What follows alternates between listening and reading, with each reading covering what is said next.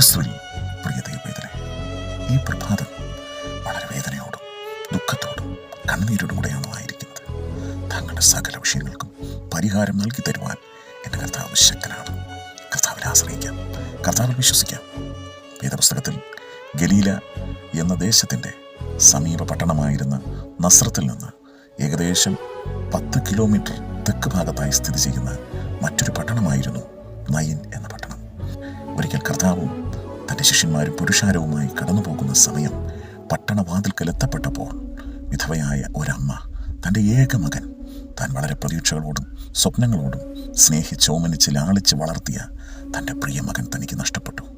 Nine എന്ന പട്ടണത്തിൻ്റെ മലഞ്ചരിവിലെ പാറയിൽ കൊത്തിയ കല്ലറകളുടെ സെമിത്തേരിയിലേക്ക് ആ പ്രിയ മകനെ അടക്കം ചെയ്യുവാൻ കൊണ്ടുപോകുമ്പോൾ അമ്മയുടെ കണ്ണുനീര് കണ്ട് എൻ്റെ കർത്താവ് മനസ്സലിഞ്ഞു.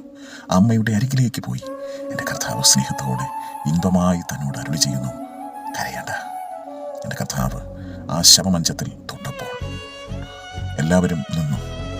എന്താണ് സംഭവിക്കുന്നതെന്ന് കാണുവാൻ നോക്കിക്കൊണ്ടിരിക്കുമ്പോൾ കർത്താവ് ആ മരിച്ചു കിടക്കുന്ന ആ മനുഷ്യൻ്റെ മൃതശരീരത്തെ നോക്കി ഇപ്രകാരം കൽപ്പിച്ചു, ബാല്യക്കാര എഴുന്നേൽക്കുക. അവൻ ഉടനെ എഴുന്നേറ്റു. അവൻ്റെ അമ്മയ്ക്ക് അവനെ ഏൽപ്പിച്ചു കൊടുത്തു. കർത്താവ് കടന്നുപോയി. ആ അമ്മയുടെ കണ്ണുനീരിന് കർത്താവ് മറുപടി നൽകി. നമ്മുടെ വേദനകളിൽ, നമ്മുടെ ഭാരങ്ങളിൽ, ഹൃദയം പൊള്ളുന്ന വേദനയുടെ നടുവിൽ നമ്മോടൊപ്പം, നമ്മെ ആശ്വസിപ്പിക്കുന്നതോടൊപ്പം നമ്മുടെ വേദനയിൽ പങ്കുചേരുന്നൊരു കർത്താവുണ്ട്. ഈ പ്രഭാതത്തിൽ കർത്താവ് നമ്മോട് ഇൻപമായി ഓതുന്ന ആ ശബ്ദം നമ്മുടെ ചെവികളിൽ കേൾക്കാമോ? കരയേണ്ട, കരയേണ്ട, ഭാരപ്പെടേണ്ട. നിന്റെ വിഷയങ്ങൾക്ക് പരിഹാരം നൽകി തരുവാൻ ഞാൻ ശക്തനാണ്. ഈ പ്രഭാതത്തിൽ നയിനിലെ അവിധവ കർത്താവിൻ്റെ മുൻപിൽ കരയേണ്ട, കർത്താവ് തന്നെ ആശ്വസിപ്പിച്ചപ്പോൾ കർത്താവിൽ വിശ്വസിച്ചതുപോലെ നമുക്ക് വിശ്വസിക്കാം. ക്രിസ്തുവിൽ ധന്യമാകട്ടെ ഈ പ്രഭാതം.